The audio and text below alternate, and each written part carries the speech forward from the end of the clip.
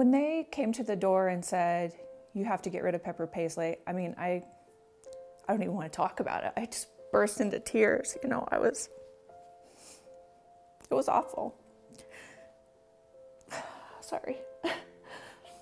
She is a huge part of our family.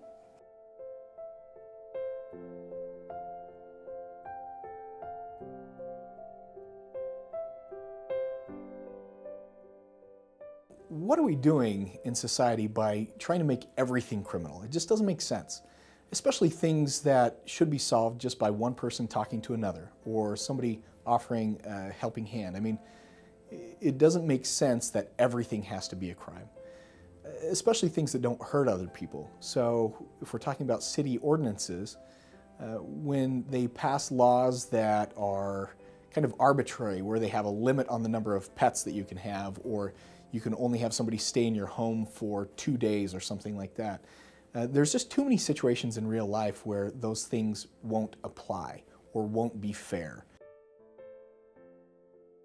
Pets are aplenty in this neighborhood. Dogs at almost every door. She's less than a pain. At Jennifer Ford's house, Oh yeah, she's our pet. Pepper Paisley is part of the family. Pepper Paisley, You can tell she's going crazy. the pygmy goat. Whoa. She tries to eat my hair sometimes. She thinks it's hay. Ford got pint-sized Paisley on Labor Day last year. But I've been wanting her. I saw her at a petting zoo. But her mini goat-loving dreams were crushed when she got this in January. Please relocate your goat by 2/1/18 to avoid citation. They came to the door and said, get rid of it. Like a dog you'd had. They're part of your family, and we spent a lot of time with her. And I called this guy, and I thought maybe he'd understand and maybe help us come to a solution, but it was no. Black and white, get rid of it. You know, no empathy, nothing. Get rid of it. Why did I even buy a house? Why do I even have a property if I have no say in what happens here? You know, I felt really violated. Most problems, when they are being brought up between neighbors, should be handled between neighbors. I think the last option anybody should take is bringing it up to law enforcement or to the city as a whole. As you look at your neighbors and their property rights and what you're doing on your property, if it's not a nuisance, if it's not causing a public health safety issue, then you should be able to do what you want on that property. So I have 7 children, and I've always wanted to be a stay-home mom. I've never wanted to leave them to go to work, so I love being able to quilt at home because I can get up early in the mornings before they get up and do a couple hours, and I enjoy it. It's some me time, but it also allows me to not have to leave them. So for 17 years, I've had to get a business license from the county. We're outside city limits, so I've had to go through the county. And every year I get a renewal letter in December that asks for my $55 fee and my renewal application. And when I found out the legislation had changed, I was excited. I didn't have to pay that. But I got my renewal letter again a year ago in last December. And I called the county and said, you know, I shouldn't have to pay this anymore. And they informed me that this was not a business license fee. This was an application fee. And I needed to bring it in with my application.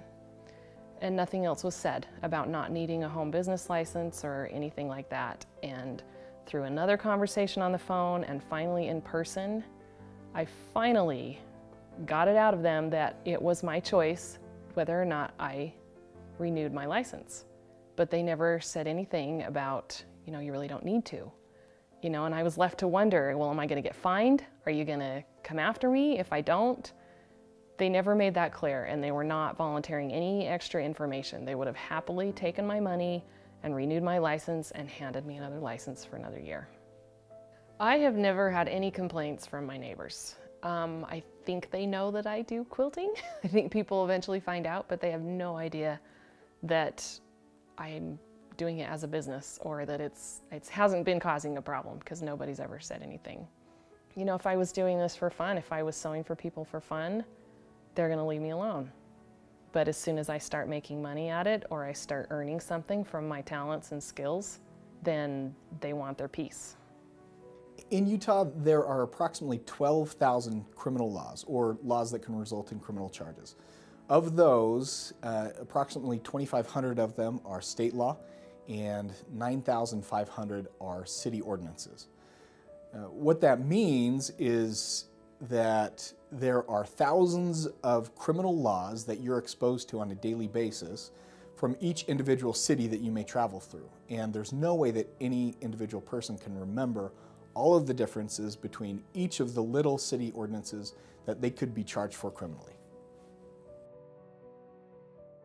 So we started doing Airbnb in November of 2014, and it was maybe 6 months into it that we got, cease and desist letters from our city. The code enforcement officer said, "I was in your neighborhood and observed a code violation on the property." What are they going to see? They're going to see a car with an out-of-state license plate on it, in which case, how do you know that's not family? They are threatening me with a Class B misdemeanor and liens on my property without ever actually having proof that I am in violation of any code whatsoever. The mayor, who's 2 doors down, never had a clue. We talked to him about this after. We said, did you ever know we were doing this? No. Has it ever bothered you? No. Is it affecting your property values? No. Straight from the mayor's mouth. So there was nothing that we were ever doing that was doing anything to affect neighbors. Party houses are legitimately a problem, but number one, you already have existing ordinances on the books to deal with those problems. You have garbage, you have parking, you have noise. Those are all ordinances on the books. Just enforce those violations. Every single issue that anybody could complain about with a party house, we agree with you times 10, and we are the built-in enforcers of preventing those things from happening because we live in the house. I'm not living in an HOA. I'm not paying somebody to manage this locale. So how can you possibly tell me what I can and can't do with my property when I'm not violating anybody's inalienable rights? It was really interesting to me when I told the kids that we're not doing Airbnb anymore. They couldn't wrap their brains around somebody telling us what we could do with our house. It made absolutely no sense to my children that the city could come in and tell us what we can and can't do with our house. They were just baffled by it. It was another testament to me of how wrong it is when kids get it. I derive my rights to use my property as I see fit from God. They're called inalienable rights. Where do you derive, where's the source of you getting the right to tell me what I can and can't do with my property? Just because something's a law doesn't mean that it's right. There are laws that shouldn't be laws. For some reason, cities are afraid to step up and be the leader in this. And I have talked to other elected officials who feel that ordinance should be done away with, but there's fear to get rid of those. And I really think as we do that, we will empower residents to step up. Pets are a big issue, I think are too restrictive in our city. I think not allowing a car unregistered on your driveway is way too restrictive. I think not allowing somebody to park on their lawn is way too restrictive. We have vehicles that are parked on the side of the house that aren't necessarily on concrete or a gravel driveway, but they're placed in a way that aren't bothering anybody. So I think that's where the city really needs to look and withdraw from. They can address problems with home businesses, with noise or mess or traffic, just like they would address the same problem with someone who doesn't have a home business. The ordinances are already there, and regulating home business owners with licenses and fees just to try to avoid those kinds of problems just seems like it's unnecessary. I think they need to make sure that they are respecting the rights of people who own properties. I mean, there's a lot going on out there that really is wrong. I wasn't doing anything wrong. I was just enjoying my family. Somebody said that the reliance that we now have on law in our modern society is an example of how we've lost our moral compass.